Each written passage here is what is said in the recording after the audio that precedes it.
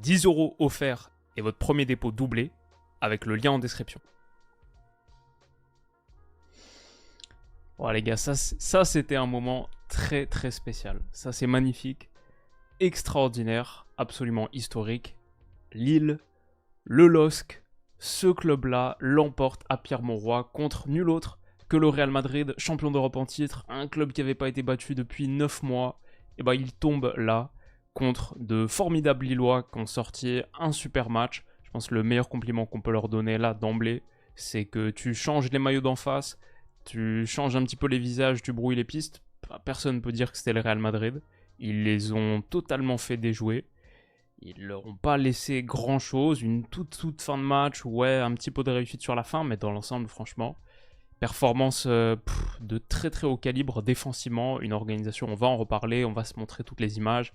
La tactique, comment est-ce qu'ils l'ont fait. Mais avant ça, juste la beauté du moment. Un immense moment, le plus grand moment de l'histoire européenne du LOSC. On parlait en preview de ce match, moi qui m'avait marqué contre Manchester United à l'époque. Il y avait l'AC Milan bien sûr, cette équipe de Mathieu Bodmer, ouais, quelques gros noms de l'époque qui faisaient kiffer. Mais la frustration vécue sur ce coup franc de Giggs, je ne sais pas si elle est totalement effacée, mais pour les plus jeunes Lillois en tout cas, c'est le grand moment. Extraordinaire. Tu fais tomber le champion d'Europe en titre chez toi et juste la communion avec le public derrière. Une pensée pour Ayoub Bouadi, 17 ans ce soir, 17 ans aujourd'hui, qui est rentré en CM2, j'imagine. J'ai essayé de faire le calcul au moment où je crée ma chaîne YouTube, il y a 7 ans. Et voilà, 7 ans plus tard, il est là en train de battre le Real Madrid. Félicitations à lui, c'est assez stylé. Et juste, moi j'ai bien aimé regarder les images au coup de sifflet final. Je trouve toujours kiffant. Ces moments de célébration, ces moments d'humanité. Gudmundsson qui le porte sur ses épaules. Et après, j'aime bien, je crois que j'ai mis l'image. Voilà, quand il le descend, il y a Bouadi qui va le remercier en mode ouais, merci mec, merci, tu m'as fait kiffer. Je sais pas, il y a un beau moment de complicité entre les deux. Au moment du clapping de fin, le regard vraiment magnifique, très tendre, tout mignon d'Ossam Sarawi. Il y a des bons petits joueurs à Lille. Et il y a juste la beauté de sortir un résultat extraordinaire comme ça, qui va graver des générations de supporters. Et juste magnifique moment. Le stade a répondu présent, les tifos dès le début ils claquaient, et c'était incroyable. Celui-là, magnifique, mais aussi en tribune latérale. Le Beware of the Dogs, là, ça faisait une sacrée image. Ouais, juste la soirée parfaite, quoi, à Pierre-Mauroy. Et un champion d'Europe en titre, donc, qui tombe en ayant été relativement méconnaissable, en n'ayant pas fait tourner tant que ça. Pourtant, il y avait une titularisation pour Hendrik, ça m'a un peu surpris, pas de Rodrigo. Mais sinon, on avait Bellingham, on avait Vinicius. Kylian Mbappé est entré autour de l'heure de jeu, il a joué la dernière demi-heure, à peu près 40 minutes, même avec le temps additionnel. Il y avait Camavinga qui faisait son retour, Tchouaméni, Valverde, et la ligne de 4, Ferland, Rudiger, Militao, Carvajal, Lunin dans les buts. Parce que bien sûr Courtois était pas là. Mais voilà, qu'est-ce que tu peux dire, c'était une vraie équipe du Real en face. Et côté lillois donc, David, Zegrova, Bakker dans une forme de 4-2-3-1 avec Cabella en 10, le double pivot, André Boadi, c'est pas la bonne composition là qui est montrée par l'UEFA. Et sinon la ligne de 4, Gudmundsson, Alexandro Diakité, Thiago Santos et Lucas Chevalier dans les buts. J'ai vu d'ailleurs que c'est où est-ce qu'il est Zegrova qui a pris le trophée d'homme du match à la fin. Je ne sais pas s'il l'a volé dans les mains de Thiago Santos, mais même si Zegrova était très très précieux, et je vais dire des choses sur son rôle, et comme vous savez c'est un joueur que j'adore, que j'avais mis dans ma draft Ligue 1 il y a quelques jours, je pense que j'aurais plus donné à Thiago Santos ou à Lucas Chevalier, un des deux. Mais Thiago Santos, je sais pas, il sort quand même 6 interceptions, si je dis pas de bêtises, un dégagement sur la ligne crucial là en fin de match, sur la tête de Rudiger je dirais. Mais ouais, Thiago Santos, où est-ce que j'ai là, ici? C'est 6 interceptions au record du match. Le deuxième, c'est Carvajal avec 3. Il y a aussi 3 dégagements, 3 dribbles passés par Thiago Santos. Il a été très très costaud et je pense pas que j'en avais parlé dans ma preview, mais j'avais une interrogation sur est-ce que ça allait être lui ou Meunier. Et notamment face à Vini, je me disais j'espère que ça va être plutôt Santos. Ah, franchement, pari totalement relevé par Genesio. Et Chevalier aussi, je donnerais une belle distinction à Lucas Chevalier dans les buts. Zegrova, pas mal comme courroie pour, disons, sortir de la pression, avoir quelqu'un qui te donne un petit peu de verticalité, une solution, une porte de sortie. En ce sens-là, il était très utile. Et il a fait un match un peu Zegrovesque, c'est-à-dire beaucoup de déchets, de ratés, mais aussi des trucs que lui peut faire. Et il provoque le penalty aussi, bien sûr, avec son coup franc, mais même avec l'action qui amène le coup franc. Donc je comprends, je pourrais mettre peut-être Zegrova. Après, il y a André qui était pas mal, Boadi aussi qui était bon. Je mettrais... Après, tous les Lillois ont été vraiment pas mal. Mais je sais pas, je pense que j'aurais plus donné à Thiago Santos, comme ça, on s'en fout, c'est un détail. Mais juste pour dire, pour parler un petit peu des hommes. Niveau organisation tactique, donc 4-2-4, 4-2-2-2, 4-2-3-1, mais clairement système A4 comme ça, avec un double pivot André Boadi à l'intérieur du jeu. On va Thiago Santos à droite, Gudmundsson et donc Alexandro Diakité. Zegrova, long de ligne. Autre côté, Mitchell Baker. Donc dans un rôle, je vais pas dire matuidisque, mais un défensif beaucoup plus haut pour contrer potentiellement les transitions de madrilène. Et Cabella plus libre comme ça entre les lignes avec David, plus proche de David parfois. Ça c'était l'idée sur le papier de Genesio, un 4-2-2-2 qui me faisait un petit peu penser à celui que Genesio avait utilisé contre City. Moi je suis lyonnais et un de nos plus grands exploits récents, c'était City, même pas en Ligue des Champions Covid, élimination directe, mais un match qui m'avait beaucoup marqué en 2018, phase de groupe où on les bat 2-1 à l'Etihad. Bah, c'était aussi 4-2-2-2 comme ça, avec Pape Cheikh Diop qui avait sorti le meilleur match de sa carrière, peut-être tout court, en tout cas à Lyon, c'est sûr. Il avait été énorme ce soir-là, avec Ndombele, Pape Cheikh Diop, Diop peut-être dans le rôle un peu Ayoub Boadi.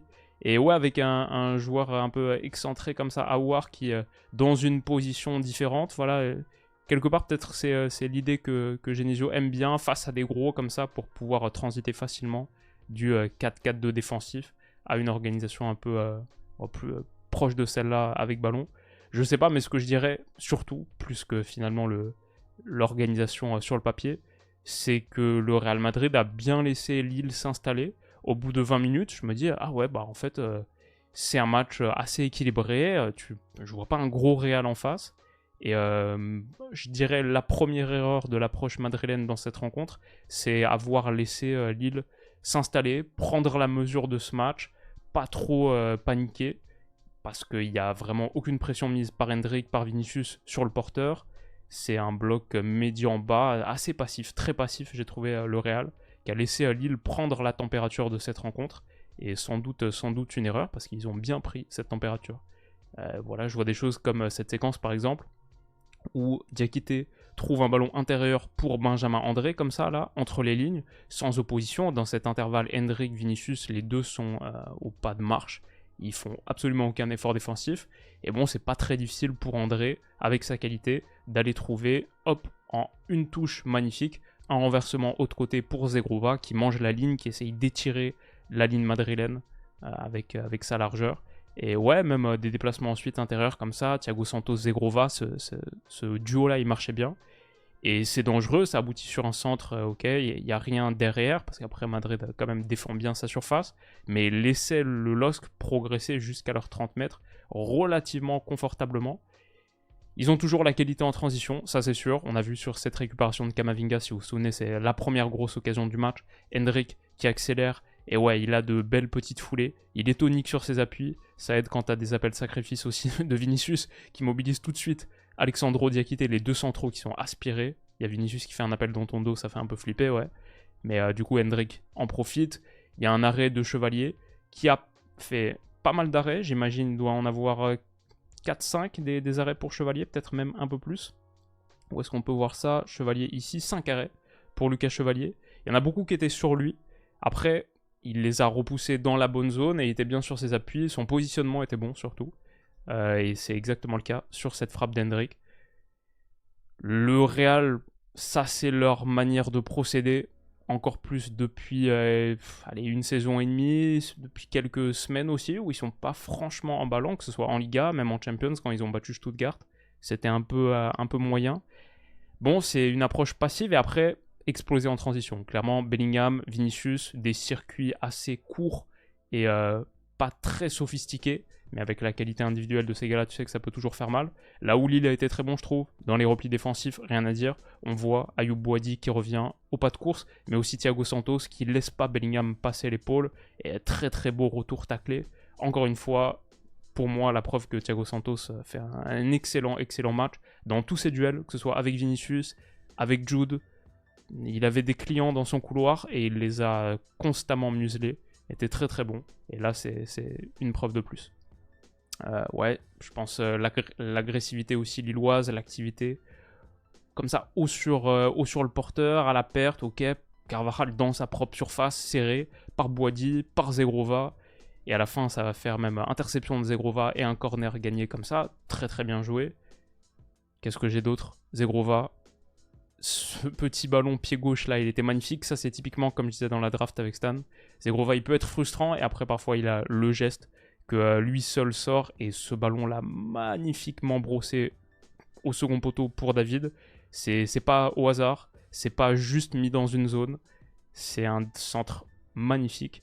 Et ça fait la deuxième occasion du match, mais la première, la plus importante à ce stade, encore plus grosse que celle d'Hendrick, parce qu'il y a la tête smatchée sur Lounine, et surtout, il y a la deuxième là, la main que sort Lounine, ça c'est un arrêt magique, le double arrêt il est hardcore, et cette main là, sur David, violent.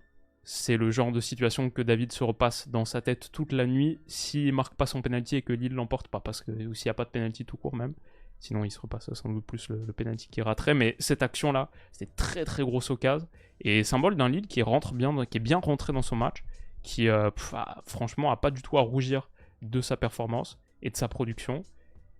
Je vois des choses comme un Real un petit peu pas très très bien organisé, offensivement ça manque un petit peu d'inspiration, et ce ballon par exemple de Mendy, il n'y a pas vraiment de jeu là, il est bien coupé par Diakité, et c'est cette action qui amène le but, juste avant la mi-temps. Agression de Diakité, anticipation, et derrière tout de suite l'explosion. Cabella qui lance Zegrova, qui accélère, il est dur à couvrir, il va même trouver un petit ballon pour Cabella là, il y a une faute de Bellingham, une première sur lui, et ensuite un deuxième choc entre Rudiger et Cabella où il n'y a pas grand chose, mais l'accumulation des deux, ça fait coup de sifflet, ça fait coup franc donné à la lisière de la surface de réparation, et la suite vous la connaissez, c'est ce coup franc tapé par Zegrova, la main de Kamavinga, exactement à double écran j'avais aussi Leipzig-Chouvet, qui était bête de match, et il y a exactement une action comme ça, avec main dans la surface de réparation de Douglas Luiz, qui donne un penalty sur une action en plus où Di Gregorio a pris carton rouge juste avant pour une faute à l'orée de la surface. Bah là c'est pareil, dans le match, en même temps, main en pleine surface, sur un coup franc à quasiment 16 mètres, penalty donné, il est logique, la main est décollée, elle n'est pas dans une très très bonne position, et David le transforme, ce sera le seul but du match. Mais je vais dire, Lille fait plus que le job en seconde période. David avec beaucoup de calme, de sérénité, même dans la célébration. Très très stylé, hein, je dois dire. Et ouais, moi ce qui m'a choqué, c'est seconde période. Le Real doit revenir. Il n'y a pas grand chose, hein, vraiment. Lille est à la fois, que ce soit en bloc médian comme ça, avec beaucoup de sérénité, ou même en bloc bas, le Real trouve pas vraiment les espaces. Il y a un chiffre que je suis allé chercher sur WhoScored. C'est entre le coup de sifflet, donc début de seconde période, et jusqu'à, disons, la 85e minute, 2 petits tirs seulement pour le Real, 4 tirs seulement sur cette période, qui est une période de 40 minutes où le Real est mené 1-0. Franchement, Lille a totalement fait le job sur cette période. La fin, forcément, tu vas reculer à mort. La fin, forcément, il va y avoir des coups francs excentrés, des corners, des trucs, des situations chaudes. Mais sur ce gros segment de match, et bah, par exemple, Thiago Santos en pleine surface, le tacle comme ça, top. Mbappé, on l'a pas vu. Vinicius, on l'a très peu vu. Lille a défendu avec beaucoup de solidarité, beaucoup de courage, ce que ce match exigeait, mais aussi simplement un Real en face qui était vraiment pas brillant du tout, pas très inspiré. Et après, voilà, c'est leur première défaite en 37 matchs. Ils n'avaient pas perdu depuis 9 mois, toute compétition confondue. Donc peut-être tu t'alertes pas à la première défaite pour eux. Mais c'est vrai que ce début de saison, tu constates quand même des déficiences dans la production offensive. Et après, sans rien enlever à ce qu'a fait Lille, qui était de top niveau. J'ai vu, voilà, il n'y a pas beaucoup d'idées et pas beaucoup de qualité dans ce qu'a produit le Real en seconde période. Alors que côté lillois, bah, l'agressivité, ils étaient à la hauteur de ce match. Il n'y a pas grand-chose à dire, que ce soit Sahraoui, même quand il rentre là, avec Bouhaddi, Sahraoui qui derrière bat Jude. Ils avaient aussi la qualité technique pour se sortir ensuite de... quand tu récupères le ballon comme ça, à la médiane, et qu'il y a forcément de la contre-pression derrière du Madrilène qui vient de le perdre, il faut avoir la qualité technique pour se sortir de ces toutes petites poches d'espace et respirer. Donner de l'air frais, oxygéner un petit peu ton match. Et que ce soit Sahraoui, que ce soit Zegrova, que ce soit Gudmundsson, là qu'on voit à bout d'écran, qui en fin de match aussi a eu quelques dribbles très très clutch. Je crois qu'il finit avec peut-être le plus grand nombre de dribbles côté lillois, je dirais 3 pour Gudmundsson. Voilà, ces solutions verticales un petit peu, ces solutions, ces portes de sortie dans les moments difficiles, et bah c'était la qualité technique. On peut ajouter Thiago Santos aussi, autre côté, qui ont été très très bons là-dessus. Bellingham prend jaune, un peu symbole de son match frustré aussi. Et ouais, en vrai, la réalité, c'est que Lille, en seconde, a eu aussi des occasions qu'ils auraient pu un peu mieux jouer. Zegrova là, si ça passait pas coupé par Tchouaméni, s'il la donne un petit peu mieux. Alors, encore une fois, ici aussi, avec David, s'il la met un petit peu plus profonde, peut-être. Mais même David a réussi à se procurer un tir au bout de cette action. Franchement, Lille aussi a eu sa part de situations dangereuses en seconde, au moins autant que le Real, jusqu'aux 5 dernières minutes. Les 5 dernières minutes, où là, ok, ils ont un petit peu plus souffert. Là, il y a commencé à avoir une petite saute de concentration, peut-être physiquement. Tu commences à pêcher un petit peu. Et par exemple, Bouhaddi perd ce ballon. Vini, Mbappé combine. Et c'est très très dangereux sur cette tête de Güler qui est déviée par Rudiger. Là, il y a le retour salvateur de Thiago Santos sur sa ligne. Ça, c'est peut-être juste pour ça même. Je lui donne le trophée d'homme du match. Et Chevalier aussi un deuxième arrêt derrière. Un cinquième là au bout du bout sur cette tête de Rudiger second poteau pour Chevalier. Et à la fin, il y a ce petit ballon par-dessus de Modric, Güler. Manque de réalisme pour Arda, je dois dire. Il la met en plein sur Chevalier, mais qui est bien positionné aussi. Qui la lâche pas n'importe où. Et Lille a mérité sa victoire. Très belles images au coup de sifflet final. J'ai vu entre le speaker et un gamin, là, je sais pas si c'est son fils, son neveu ou quoi. Mais une belle embrassade, les moments que tu retiens toute ta vie. Et juste bravo, quoi. C'est beau. Les clubs français nous font honneur, hein, franchement, entre Brest hier, Monaco contre le Barça. Après le Barça, c'est le Real qui tombe contre un club français en 2 semaines. Et donc Lille ce soir, magnifique. De très très beaux moments vécus en Champions. Et on espère que ça continue. Pour le Real, par contre, c'est un petit électrochoc. Il y a sans doute des choses à changer pour viser la 16e et pour être à la hauteur de son rang.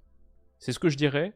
C'était une très belle soirée de Champions dans l'absolu. Moi, comme je disais, je regardais en double écran Leipzig-Juve. Et je pense que je vais focus le débrief de demain juste sur ce match. Le regarder en entier, vraiment vous en faire une analyse détaillée. Je pense que je vais faire ça.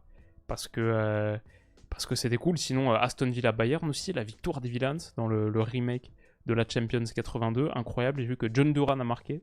Encore un but pour lui. Et il fait que planter en ce moment aussi en Première Ligue. Et qu'est-ce qu'on a d'autre? Benfica qui a claqué l'Atlético 4-0. Monaco qui est revenu de partout contre le Dynamo Zagreb. Je crois qu'ils étaient menés. Liverpool qui bat Bologne, qui enchaîne après la victoire contre l'AC Milan. Et ouais, juste belle petite semaine. Est-ce qu'on a le classement? Ça, c'était le classement de Ligue 1. Je sais pas si j'ai le classement de Champions là sous les yeux. Mais on se le passera demain. Parce que ouais, moi je kiffe bien ce début de campagne pour l'instant. Il est là, on a donc Dortmund première place, Brest, Benfica, Leverkusen, Liverpool, Aston Villa, Juve, City. Le top 8 pour l'instant. Et un beau top 8. Dans le top 24, est-ce qu'ils se sont remis de leur défaite contre le Sporting? Ouais, il y a Lille qui est là, 18e place. Et finalement, du coup, si mes calculs sont bons, le Paris Saint-Germain à la 19e position, même si c'est assez arbitraire pour l'instant. Et pour l'instant, le club français, le plus bas. Lille 18, Monaco 14 et Brest 2, du coup. Je pense qu'on aurait imaginé pas loin de l'ordre inverse il y a quelques semaines. Belle phase de ligue pour l'instant. Moi, je prends mon kiff. Je sais pas ce que vous en pensez. Dites-moi tout ça en commentaire. Et de mon côté, je vais me coucher. Grosse journée demain. Et pour ceux qui ont raté, départ en Corée, pour moi, 2 semaines. Vendredi soir. Donc on est sur une des toutes dernières vidéos là, avant un moment. J'espère qu'elle vous a plu. Prenez soin de vous les potes, passez une excellente soirée, journée sur YouTube, en podcast. Comme toujours, merci d'être là et je vous dis à bientôt. Bisous.